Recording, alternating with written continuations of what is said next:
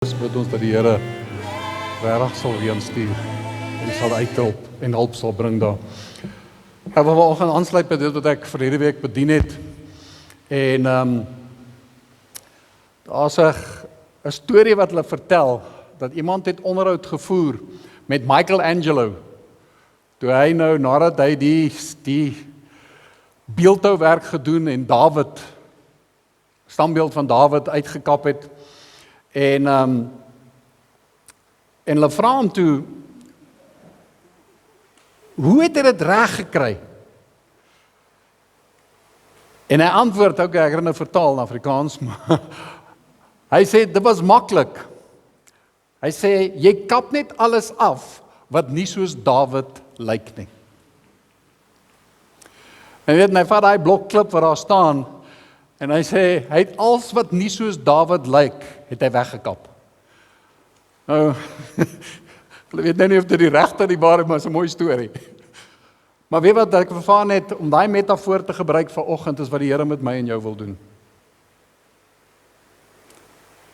Jy sien, die Here wil hê ek en jy moet wandel en leef in wie en wat hy jou gemaak het.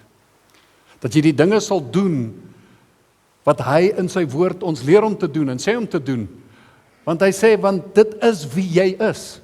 Jy is sy seun, jy is sy dogter vanoggend. Jy behoort aan hom. En as ons net kyk, dit wat Romeine 8, vers 29, wat hy in die Amplified, die Afrikaans sê, hy het ons bestem om gelykvormig te wees aan die beeld van sy seun. Maar die Amplified wat dit so mooi sê, en dit bly vir my 'n spesiale, kosbare gedeelte, wat hy sê, for those whom he foreknew, of whom he was aware and loved beforehand, he also destined from the beginning, foreordaining them to be molded into the image of his Son and share inwardly his likeness. En hy wil vanoggend kom, he wants to mold you into the image of his Son. Met ander woorde, als wat nie sy seun is nie, wil hy wegkap.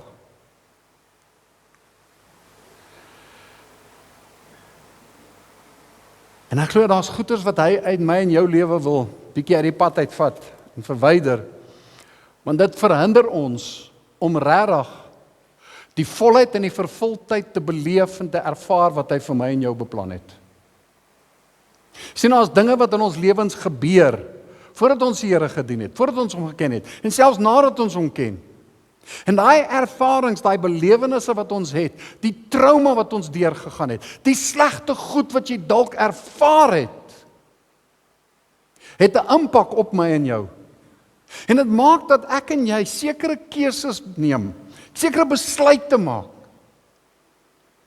En daai keuses, daai besluite impakteer my en jou se gedrag, hoe ons optree. In elke aspek van ons lewens. En ek het net 'n ding wat ek vanoggend oor wil praat, is juist daai besluite en keuses wat ons maak. En van daai goeters dis 'n besluit wat, dit's 'n diep gewortelde besluit. Dis nie sommer net so 'n ligraak keuse wat ek maak nie. En hulle praat daarvan ons maak 'n innerlike eed. Die Engels praat van we make a inner vow. Dis 'n innerlike gelofte, 'n innerlike eed wat jy eintlik met jouself sluit. House of Elijah Ministries, wat baie betrokke is met mense te beraad en bediening en 'n genesingsbediening. Ek het nou alles net so in die Engels gesit. En hulle sê 'n inner vow is a self-protective promise or a commitment a person makes in response to pain or trauma, intended to keep them safe from further harm and hurt. While these vows may seem helpful initially, they ultimately lead a person to rely on their own strength rather than God's strength. The reliance creates spiritual bondage because the vow becomes a rigid, binding agreement that limits freedom and healing. Inner vows often start as good intentions to avoid pain, but end up causing emotional, relational, and spiritual damage until they are recognized, repented of, renounced, and healed through God's restoration. Jy sien baie keer ons neem daai innerlike eed, daai gelofte wat ek maak, as gevolg van die trauma en die pyn wat ons baie keer beleef. Goed wat ons deurgaan. En 'n natuurlike instink van ons is, ek wil myself beskerm. En dan neem ek daai eed. En 'n paar skrifte wat rondom dit gaan is, Spreuke 14 vers 12 sê, daar is 'n lewenswyse wat vir 'n mens reg kan lyk, maar die uiteinde daarvan is die dood. Die Passion Translation sê, van hy sê, you can rationalize it all you want and justify the path of error you have chosen, but you will find out in the end that you took the road to destruction. Dit lyk soos die regte keuse, dit voel, dis die regte ding wat ek nou doen, en soos hy gesê het in hy definisie van die inner vows, die intensies het in die begin so reg gelyk, want ek doen dit om te keer dat ek nie weer seer kry vorentoe. Ek doen dit om myself te beskerm, dat ek nie weer deur daai pyn moet gaan en weer sulke trauma moet beleef. Spreuke 18 vers 21, so bekende gedeelte wat hy sê, dood en lewe is in die mag van die tong, en elkeen wat dit graag gebruik, sal die vrug daarvan eet. Dit is een van die skrifgedeeltes in die Bybel wat baie keer eintlik misbruik word. Maar dit vat nie die waarheid weg van wat dit is nie. En wanneer ek en jy daai innerlike gelofte maak, daai eed maak, mense, dis lewe en dood is in die mag van my tong. En ek gaan die impak van dit uitleef.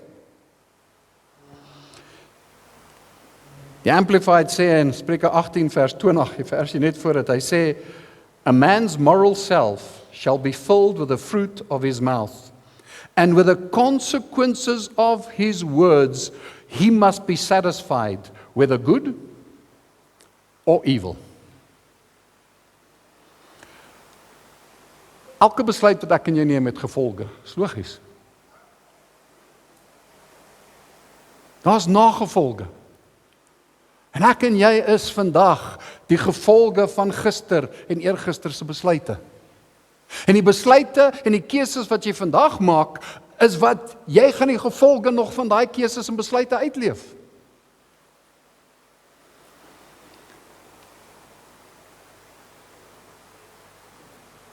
Jy sien in oomblikke baie keer, daai innerlike vows wat ons maak, daai innerlike geloftes wat ons maak, kom uit jouself uit.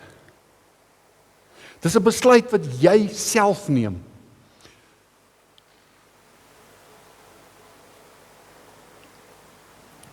Nou net, ons gaan nou kyk na 'n klomp van die voorbeelde. Maar hoeveel keer het ek en jy nie al in die lewe gesê, ek sal nooit weer. En dan volg die woord, die beloftes. Hoeveel keer het ons nie gesê, ek sal altyd. Ek sien baie glimlag, so ergens het. Maar weet wat, na die tyd dan dink ons, ag, weet wat, dit was nie, dis maar net ietsie wat ek gesê het.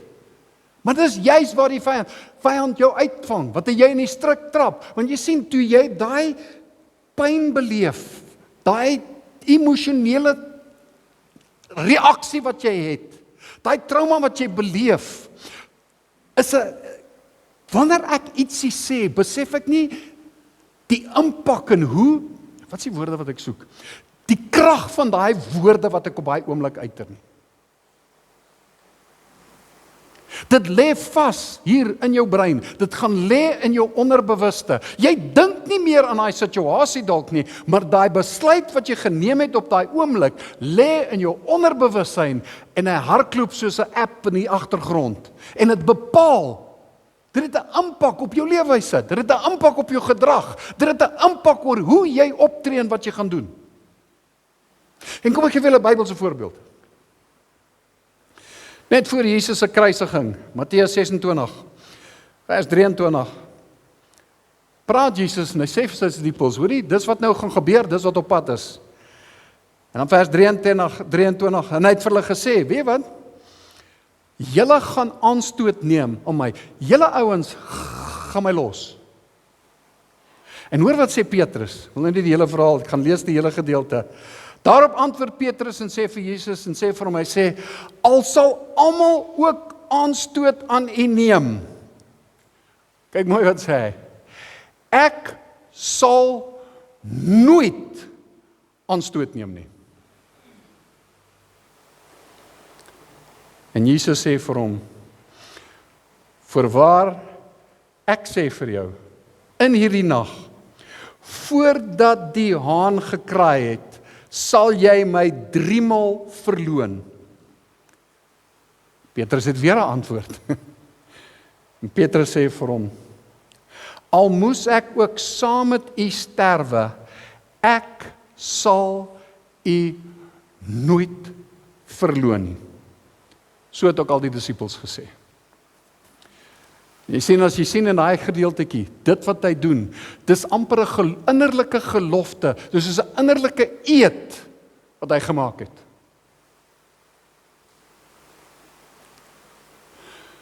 Maar die vraag is, was dit gedoen? Is dit wat die Here het hy dit gedoen in die Here se krag? Of was dit 'n selfpoging?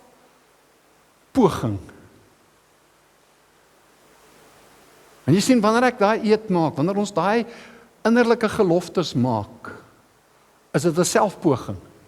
Dis 'n ding wat jy self doen, en die gevaar van dit is, dit skei my eintlik, dit maak my los van 'n afhanklikheid van die Here, want dit is my eie ding wat ek wil doen. Dis my eie krag wat ek dit wil probeer doen. En die feit bly, Jesus waarsku hom en sê, hoorie, voor die haan gekraai het, gaan jy my 3 maal verloon. Nee, dis nie ek nie. Ek gaan dit nie doen nie.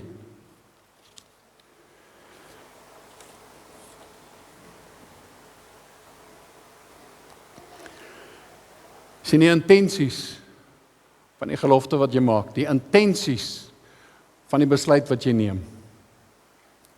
Die intensie van daai eed, gelofte, was dalk, my intensie was goed bedoel, maar die gevolge van daai besluit is nie goed nie.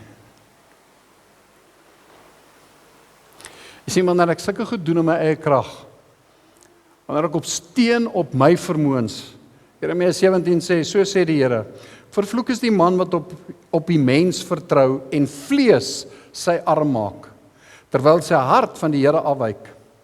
En hy sal wees soos 'n kaal bos in die wildernis, en hy sal nie sien as die goeie kom nie, maar dorplekke in die woestyn bewoon, 'n brakkerige en onbewoonde land. Want jy sien, ek het op my vlees gesteun, ek het op my mens gesteun, ek het op myself gesteun, toe ek daai besluit neem. Nou ek wil iets nou weer prakties demonstreer, en ek hoop ek gaan dit nou mooi reg kry vanoggend.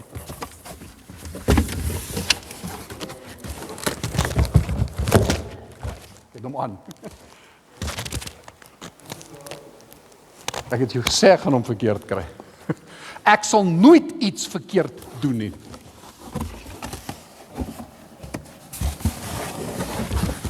Sy nou reg. Ek sal nooit foute maak nie. Maar jy sien, ons het hierdie ding wat ons sê wanneer ons die goed beleef. Ek sal nooit weer iemand vertrou nie. Ek sal nooit soos my ma of my pa wees nie. Ek sal altyd dinge reg doen. Hoeveel keer sê ons nie, Ons kry seer in situasies, ons beleef omstandighede en dan sê ek sal nooit weer in my lewe iemand naby my toelaat nie. Ek sal nooit weer beheer aan iemand anders terugee. Ek sal altyd in beheer bly. En ons neem my goed, maar ek besef nie die impak van daai gelofte, die eed wat ek geneem het nie. Want jy sien wanneer ek sê, ek sal niemand weer vertrou nie. Die intensie was reg, want ek wil nie weer seer kry nie. Want ek is te nagekom, ek het seer gekry. Mense het my gedrop. Mense het, toe ek hulle die meeste nodig gehad het hulle my gelos. En of dit nou familie is, en of dit vriende is. Maar jy sien die impak van daai woorde, Etienne, ek het nou nie meer jou gereël nie, maar jy sien, nou wil ons vriende, maar die gelofte staan altyd tussen my en Etienne. Daar's 'n vlak van diepte in vriendskap wat ek en hy nie kan beleef nie. Hoekom? Want ek het 'n eed geneem, onbewustelik. Ek staan nie en dink, nee, hierdie ou lyk soos 'n skelm, hy lyk soos hy lyk sommer oneerlik. Die manier wat hy sy hare kam. Nee, in jou onderbewuste praat hierdie ding. Gaan nie. So daar's nooit 'n plek wat ek kom dat ek Etienne waarlik vertrou nie. Dankie. Ons huweliksverhoudings. Die impak wat daai eed het op jou huweliksverhouding. Want die heeltyd spring die gedagtetjies op, want as hy ergens heen was, as hy met iemand staan en praat, dan bring die gedagtetjies op. Hoorie, wat's nou in die gang daar? Wat is hy besig om te doen? Die eed wat jy geneem het, ek sal nooit weer iemand naby my toelaat. Ek sal nooit weer iemand toelaat in my hart nie. Ons vergeet, en jy sien, meeste, soveel van daai geloftes wat ons maak, het gebeur toe ons jonk was, toe ons kinders was. En nou is jy getroud. Amanda, kom gou hier asseblief.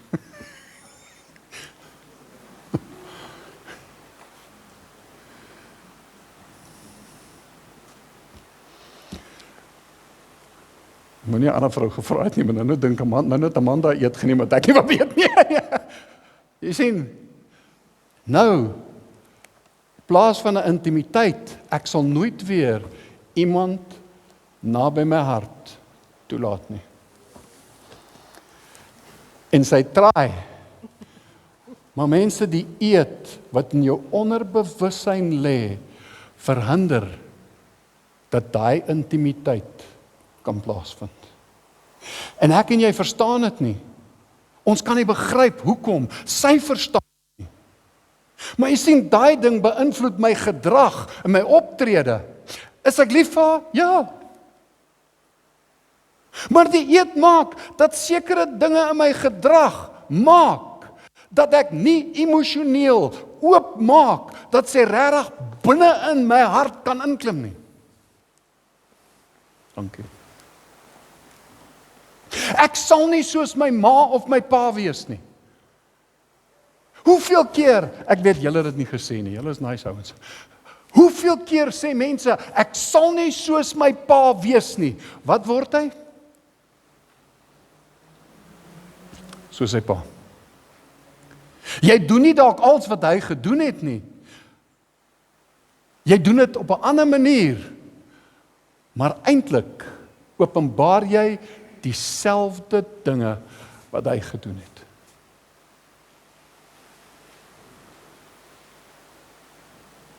En jy sien, wanneer jy sê, ek sal nooit weer iemand vertrou. Dan vra hulle jou, maar vertrou jy die Here? O ja, nee, ek vertrou die Here. Vertrou ek hom regtig? Want jy sien, daai eed, as jy nie eens die mense vertrou wat jy kan sien, Want die Here sê, hoe kan jy sê jy het God lief, as jy nie die mense lief het wat jy kan sien nie, en God het jy nog nie gesien nie? Dieselfde met vertroue. Ek vertrou nie die mense nie. Maar eintlik beïnvloed dit, vertrou ek regtig die Here?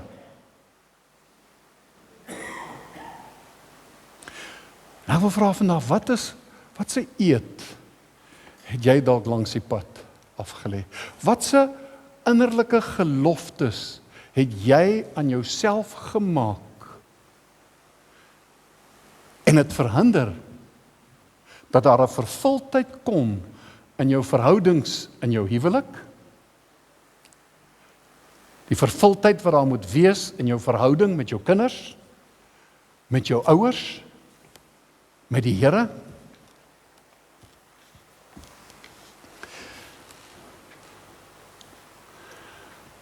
Want jy sien, jy het vlees jou arm gemaak. Toe jy daai eed gemaak het, dit was 'n vertroue in jou eie vermoëns om self jou te beskerm. Ja, en dalk het jy nog nie die Here geken nie. Wat maak nie saak wat die omstandighede was nie. Die feit bly, jy het daai eed geneem. En daai ding werk in jou lewe nog. Die dag toe jy by die Here uitgekom het en jy's gered, hy het jou vrygespreek, maar mense, die gedragspatrone sit nog daar.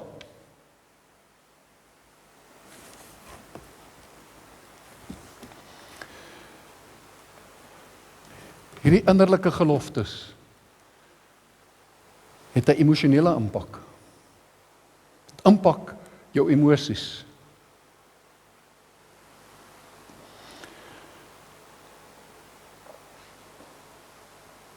Want dit maak dat jy gevoelens in jou lewe onderdruk. Dit maak dat jy seer kry. Die Engels praat van grief. Rou, so die regte woord. Wanneer iemand dood is, jy sukkel, jy kry nie grief en rou in jou lewe behoorlik verwerk nie. Dit maak dat jy emosioneel ontoeganklik is. Verhoudingsimpakte. Het gepraat daaroor. Daar kom nie 'n diepte in die verhouding wat daar kan kom nie. Dit het 'n geestelike impak. Dit beïnvloed jou en my op geestelike vlakke.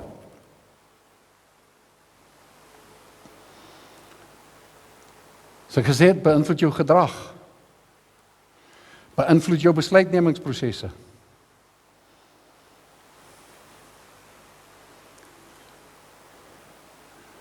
Dit maak dat jy altyd in beheer wil wees. Dan kan jy dink as jy 'n leier is, 'n leiersposisie het by die werk, jy begin almal te micromanage. Because ek vertrou niemand nie. Jy word perfeksionisties, want alles moet perfek wees. Want jy wil in beheer wees. Ek vertrou nie iemand anders om dit te doen nie.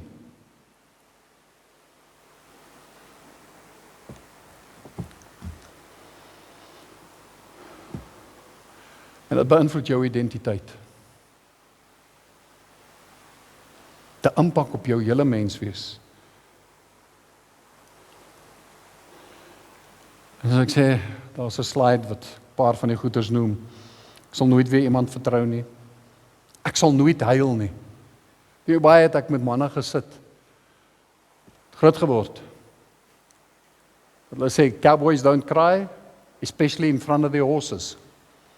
Maar jy het groot geword, jy het net 'n besluit op 'n dag, as gevolg van, ek sal nooit weer huil nie. En ek het met baie manne al gesit.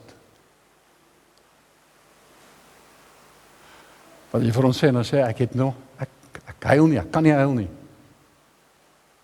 Kan nie verstaan, hoekom nie? Want jy sien, jy het vergeet van die eed wat jy gemaak het, die eed wat jy geneem het. En daai ding het uitgekring en jou hele emosionele make-up in jou verander.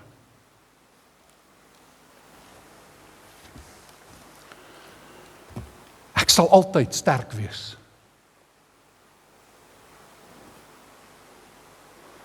En die uiteinde maak dat jy, ons praat van, you're not vulnerable anymore. Dit maak dat jy op die ou end eintlik uitbrand. Gesê het, sal nooit soos my ma en pa wees, ek sal nooit iemand naby my toelaat nie, ek sal altyd beheer hê, ek sal nooit vergewe nie, ek sal nooit weer misluk. Mense, hoeveel keer het mense gesê, ek sal nooit daai persoon kan vergewe nie. Wie kry skade op die ou end?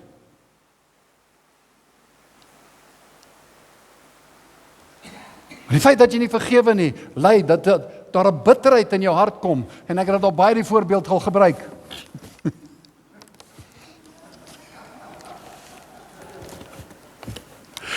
Jy sien, dis wat als bitterheid aan jou doen. Bitterheid is gif. Jy drink die gif. En jy hoop die ander ou gaan doodgaan. Maar jy sien, gif vernietig jou as mens. Vergifnis is die antidote, is die teengif. Vergifnis gaan oor jou heelmaking, dit gaan oor jou vrymaking, nie die onregverdige daad wat die ander persoon gedoen het nie. Maar ek sal nooit vergewe nie. Wat sy impak dink jy dit met jou verhouding met die Here, met jou verhouding met mense om jou? Jou vrou doen iets verkeerd, jou pa doen iets verkeerd, jou ma doen iets verkeerd. Ek sal nooit vergewe nie. So die verhouding herstel nie, dit genees nie, inteendeel, dit dryf net verder en verder uit mekaar uit, en ons kan nie altyd uitfigure hoekom nie. Hoor ons die preke, jy moet vergewe, ons gaan deur die motions, maar dit het nie hier binne plaasgevind nie.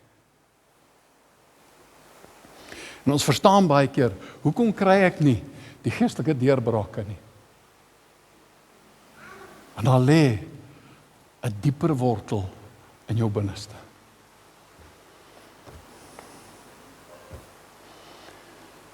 Die dief het gekom, Johannes 10 vers 10 sê, die dief kom net om te steel en te slag en te verwoes. Jesus sê, ek het gekom dat julle lewe en lewe in oorvloed kan hê.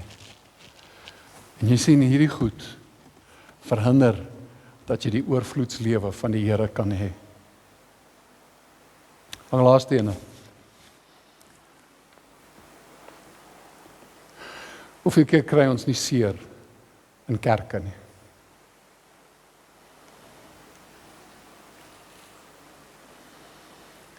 Is die risiko groot dat jy in 'n kerk gaan seer kry?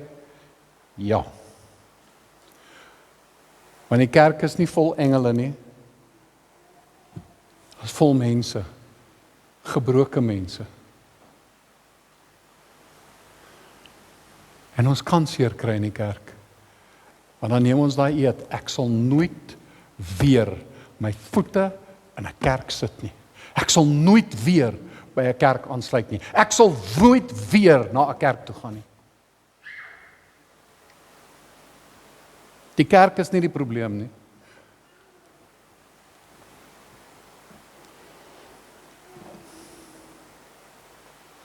Nou gaan jy nie kerk toe nie. Nou beroof jy die liggaam van Christus van die gawes en die talente wat die Here in jou gedeponeer het.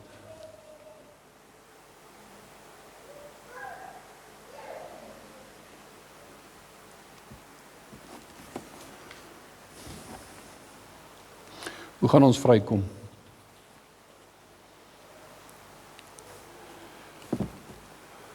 Begin erken daai trauma wat jy beleef het. Partykeer is dit so diep begrawe.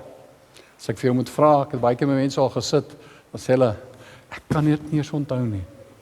Want jy sien, my brein is so saamgestel, ek begrawe daai ding diep in my binneste.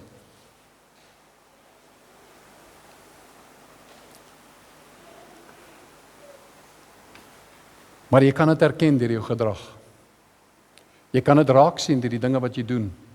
Jy kan dit raak sien deur die dinge wat jy sê. En kyk bietjie na jou optredes, kyk na jou gedrag. Maar vra, so verlede Sondag ook gebid, Psalm 139 vers 23, vir die Here sê, deurgrond my o God, ken my hart, toets my en ken my gedagtes. En kyk of daar by my 'n weg is van smart, of ek nie op die verkeerde pad is nie, en lei my op die ewige pad. Here, deursoek my. Here, laat die lig inskyn in my hart en wys vir my, waar het ek daai belofte gemaak wat my terughou?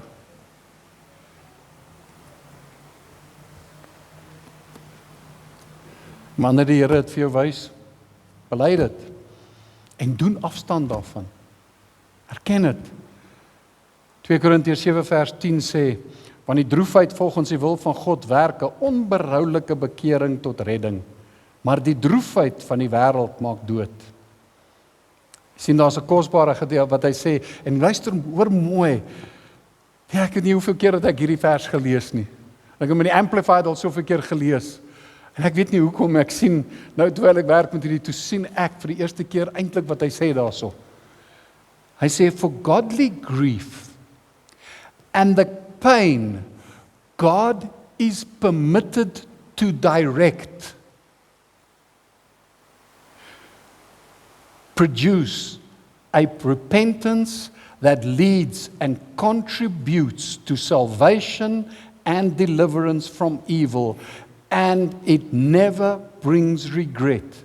But worldly grief, the hopeless sorrow that is characteristic of the pagan world, is deadly, breeding and ending in death.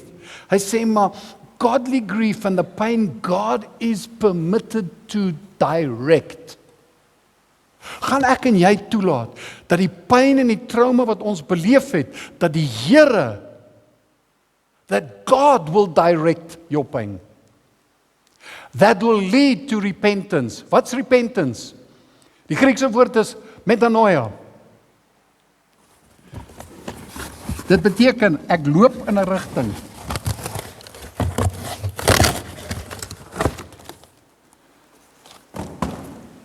Ek kom tot ander insig.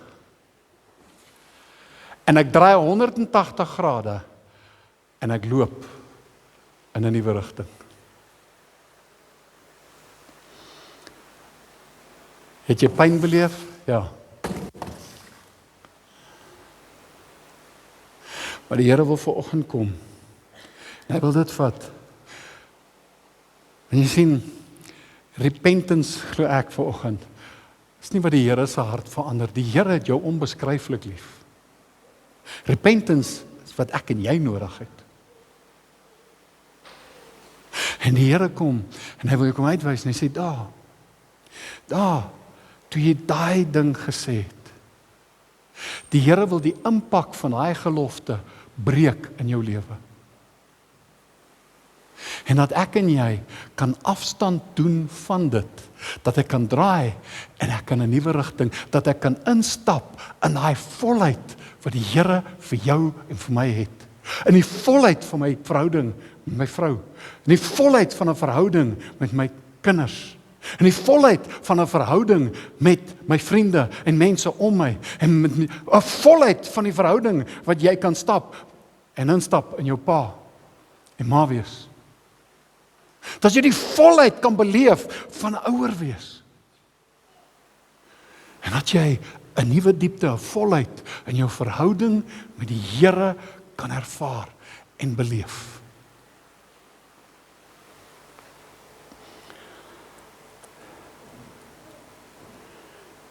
Partykeer is dit nodig, Jakobus 5 vers 16, wat hy sê, bely julle sondes eerlik teen mekaar en bid vir mekaar, sodat julle gesond kan word, want die gebed van 'n gelowige, van 'n regverdige, het groot krag.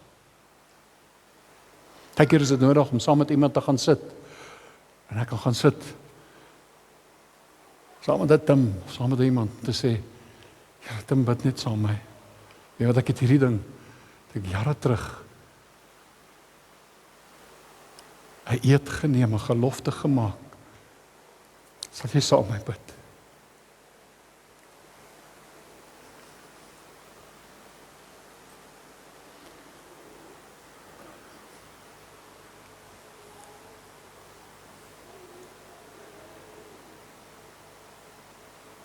vervang die leuen. Vervang daai gelofte met die waarheid van die Here se woord, want hy sê, ken die waarheid, en die waarheid sal jou vrymaak. En die Here wil jou vrymaak van daai ding. En ek ervaar net, jy sit vanoggend en jy hoor hierdie, en dadelik is die gedagtes wat kom, daar's nie 'n manier wat ek iemand gaan toelaat naby my. Daar's 'n geveg wat nou in jou binneste plaasvind, en jy moet onderskei vanoggend wat die waarheid van die woord is, en wat die impak van daai leuen wat in jou lewe is. Want jy sien, as jy, hoe meer jy stry om te sê en te veg, om te sê, ek kan nie, ek gaan dit nie doen nie, ek moet myself beskerm, hoe meer is jy besig om vanoggend te steun op jou eie krag, en jy gaan dit nie reg kry nie. Jy gaan jouself nie kan verdedig nie. Jy gaan word wat jy vanaf wegvlug.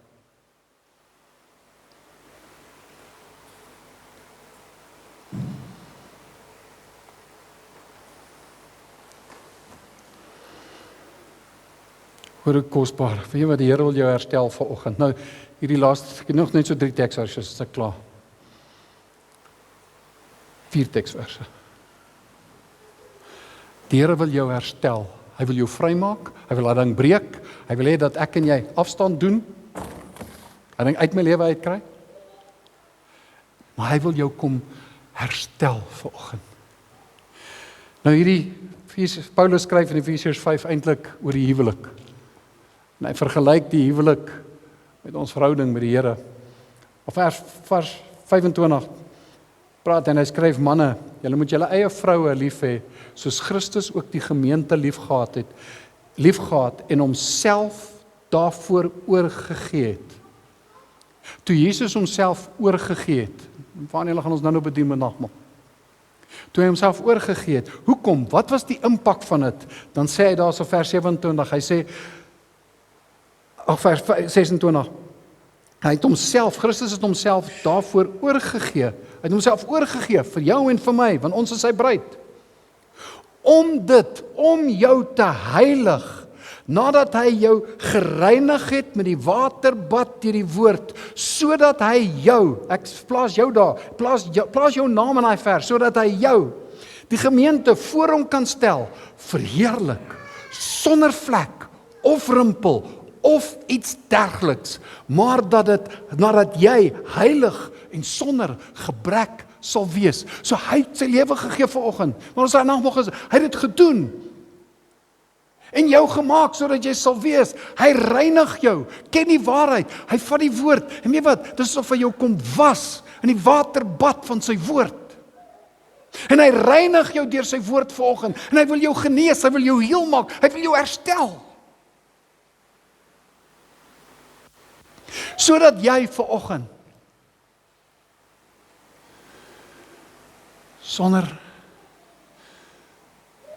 sonder vlek of rimpel of iets dergeliks, maar dat jy heilig en sonder gebrek sal wees. Maar nee, hy sê dat jy sonder gebrek, sonder rimpel, dat jy heilig en sonder gebrek sal wees.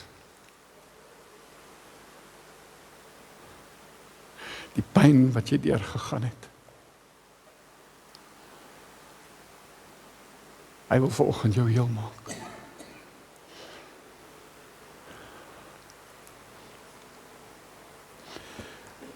Die tweede gedeelte van Jeremia 17 wat ons vroeër gelees het, sê vers 7, vanaf vers 7, hy sê, geseënd is die man, die vrou, wat op die Here vertrou, en wie se vertroue die Here is. Jy sien, hy hoor mooi, lees mooi wat hy sê nie wie se vertroue in die Here is nie, hy sê wie se vertroue die Here is my vertroue. Want hy sal, as hy my vertroue is, sal ek wees soos 'n boom wat by die water geplant is en sy wortels uitskiet by die stroom, en nie vrees as daar hitte kom nie, maar sy blad bly groen.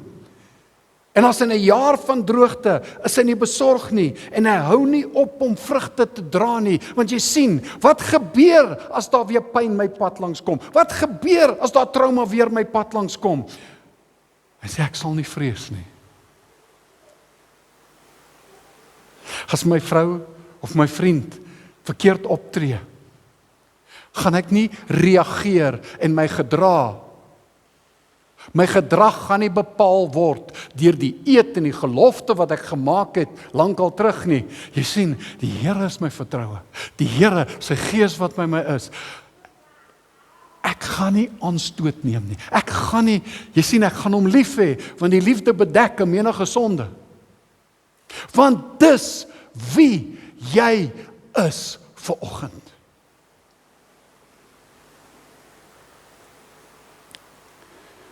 Hebrews 12 verse 1 say, therefore then, since you are surrounded by so great a cloud of witnesses who have borne testimony to the truth, let us strip off and throw aside every encumbrance, unnecessary weight, and that sin which so readily and deftly and cleverly clings to and entangles us, and let us run with patient endurance and steadfast and active persistence the appointed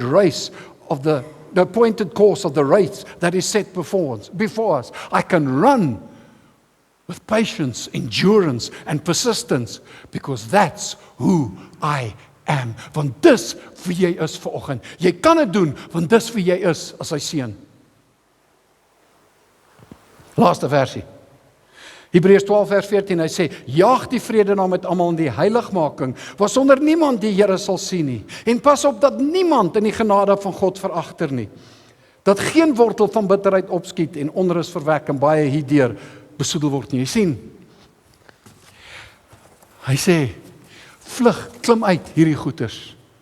Hy sê, jaag die vrede na met almal. Ek was voorheen te bang om dit te doen. Ek was voorheen te bang om mense te vergewe. Ek was voorheen te bang om mense toe te laat. Ek wou nie mense vertrou nie.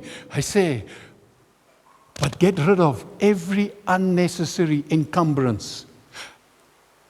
Every sin that so deftly and cleverly clings to you. Ek wil jou vanoggend uitdaag. Hoor die uitnodiging van die Here. Want die Here sê, hy het jou nie gegee gees van vreesagtigheid nie, maar hy het jou gegee gees van krag, van liefde en van selfbeheersing. Dat jy vanoggend sal uitstap en sal waag. Jy sien, baie keer dink ons van die geloftes is positiewe goed. Ek wil soos my pa wees. Nee. Ek wil iets groter wees. Ek wil die pa wees wat hy vir my beplan het. Ek wil die vrou wees wat hy my beplan het. Ek wil die seun wees, Jano, as jy seun sal wees, wat hy sê, jy moet vir jou pa wees. Hou Ivan, dat geloftes wat jy dalk gemaak het, kan uitklim en sê, Here, ek stap in dit wat U vir my het. Wil jy nie vanoggend instap in wat hy vir jou beplan het nie?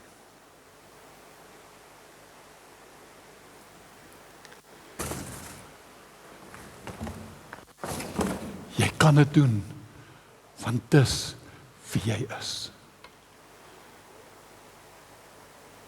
Omdat jy sy seun en sy dogter is, jy is tot alles in staat, deur Christus. Here, wys dit, Vader, dankie vir dit wat U vir ons gedoen het.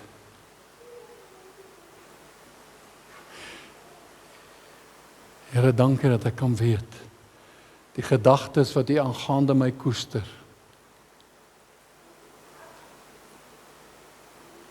is nie gedagtes van teëspoed nie, maar gedagtes van vrede, van shalom, van voorspoed. Alles wat die woord shalom behels, alles wat U vrede behels, sodat ek 'n hoopvolle toekoms kan hê. Here, dat U gedagtes wat U vir ons koester, ons gedagtes sal word.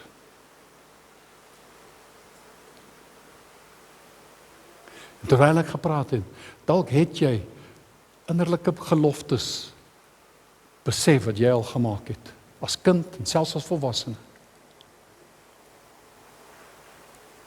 En ek wil vir jou vra, lê net jou hand op jou eie kop. Bid net agter my aan. En sê net, Here, ek erken vanoggend hierdie gelofte wat ek gemaak het. En Here, ek bely dit vanoggend.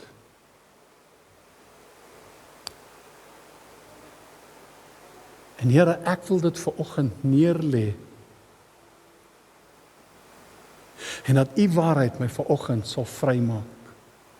Ek breek die impak van daardie geloftes in my lewe. En Vader, en ek breek die impak, die vashou van daai geloftes in elke persoon se lewe wat vanoggend hier sit. En ek verklaar dit gebreek in die naam van Jesus Christus. En ek wil vrymaking spreek oor elke persoon wat vanoggend hier sit, elkeen wat na hierdie boodskap luister.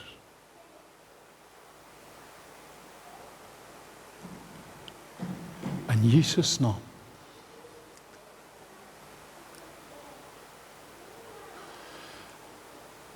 En my vertroue is vanoggend die Here. Dankie Here dat U ons denke vanoggend vernuwe en verander. En Here, ons breek met daai ou denkpatroon. Ons breek met daai goed wat in ons gedagtes vasgelê het, daai vestings wat gelê het, ons breek dit in Jesus naam. En ons doen afstand daarmee. Vader, en ons bid vanoggend, ons stap in die lewe wat U vir ons beplan het. In Jesus naam. En ek dank U daarvoor. Amen. En amen.